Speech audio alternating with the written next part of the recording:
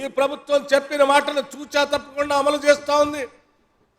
ఉద్యోగాలు ఇస్తా ఉన్నారు. పబ్లిక్ సర్వీస్ కమిషన్ ప్రక్షాళన చేస్తా అన్నారు. ప్రక్షాళన చేసి చూపించారు. ప్రక్షాళన చేసి చూపించడమే కాదు, ఉద్యోగాలకు సంబంధించిన నోటిఫికేషన్ ఇస్తా అని చెప్పారు, ఇస్తా ఉన్నారు. 10 ఏళ్ల పాటు గ్రూప్ 1 సంబంధించిన ఒక్క నోటిఫికేషన్ కూడా ఇచ్చి రిక్రూట్మెంట్ చేయనటువంటి ఆనాటి ప్రభుత్వం 10 ఏళ్ల పాటు అనేక యూనివర్సిటీలో వయసు అయిపోయినప్పటికి కూడా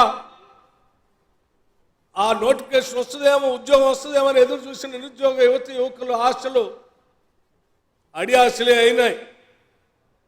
మేము వచ్చి కేవలం 3 నెలలు కూడా కాలేదు.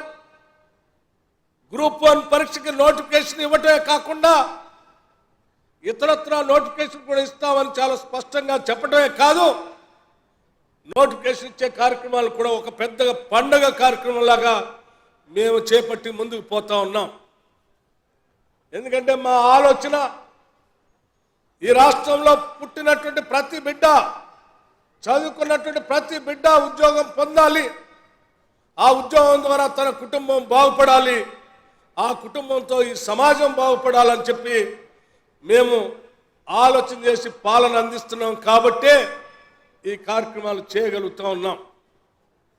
మొన్న మంత్రివర్గ సహచరులు ముఖ్యమంత్రి గారు కేవలం మనం ఉద్యోగాలకు సంబంధించిన నోటిఫికేషన్ ఇవ్వటమే కాదు, నోటిఫికేషన్తో పాటు ఆయా జిల్లాల్లో మారుమూల ప్రాంతాల్లో ఉన్నటువంటి నిరుద్యోగ యువకులు తల్లిదండ్రులు సంపాదించిన వేల రూపాయలు ఖర్చు పెట్టి హైదరాబాద్ నగరానికి వచ్చి కోచింగ్ తీసుకొని అక్కడక్కడ ఉండటానికి వసతులు సరిగా లేకపోతే ఒక్కొక్క గదిలో 10 మంది 20 మంది ఉండి చదువుకునే పరిస్థితిలో ఉంది.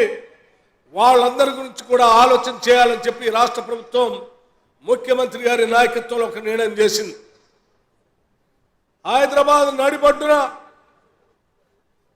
జ్యోతిరావు పూలే సంబంధించినటువంటి మీ అందరికి తెలిసిందే, ప్రజాభవన్ నుంచి బెస్ట్ ఆఫ్ ది బెస్ట్ లెక్చరర్స్ని రాష్ట్రంలోనే కాదు, అవసరమైతే దేశంలో కూడా జనరల్ స్టడీస్ చెప్పేటువంటి వాళ్ళు కానీ, ఇతరత్ర సబ్జెక్ట్ చెప్పేటువంటి వాళ్ళని కానీ సెలెక్ట్ చేసి వారితో ఇక్కడ పాఠాలు చెప్పించి ఆ పాఠాలు నేరుగా 119 శాసనసభ నియోజకవర్గాల్లో నిరుద్యోగ యువకులు అక్కడే కూర్చొని పాఠాలు వినటానికి కావాల్సిన అంబేద్కర్ నాలెడ్జ్ సెంటర్స్ పెట్టాలని కూడా ఈ రాష్ట్ర ప్రభుత్వం నిర్ణయం చేసిందని కూడా మీ అందరికీ మనవి చేస్తా ఉన్నాను.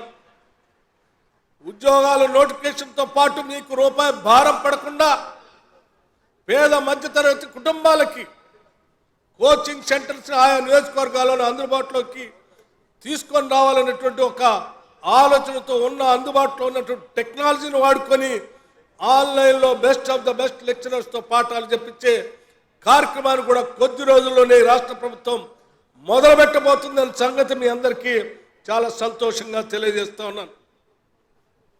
సోదరులారా, సోదరీమణులారా, ఈ ప్రభుత్వం మనది, ఇది ప్రజల ప్రభుత్వం.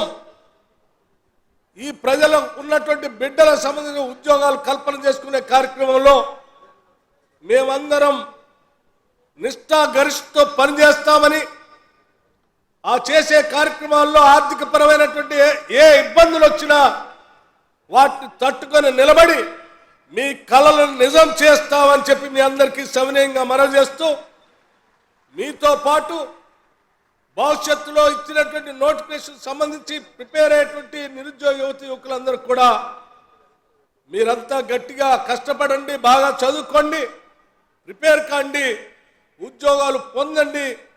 ఈ రాష్ట్రాన్ని మన రాష్ట్రంగా మనమందరం కలిసి ప్రజలకు అంకితం చేస్తూ పాలన అందించుకుందామని చెప్పి మీ అందరికీ సవినయంగా మనవి చేస్తూ, మరొక్కసారి ఉద్యోగ నియామక పత్రాలు పొందుతున్నటువంటి ఈనాటి లబ్ధిదారులందరికీ హృదయపూర్వకమైనటువంటి అభినందనలు తెలియజేస్తూ, వారి తల్లిదండ్రులకు కూడా అభినందనలు తెలియజేస్తూ, ఈ పండుగలో మీ అందరూ పాలు పంచుకునే కార్యక్రమంలో అందరినీ పిలిచి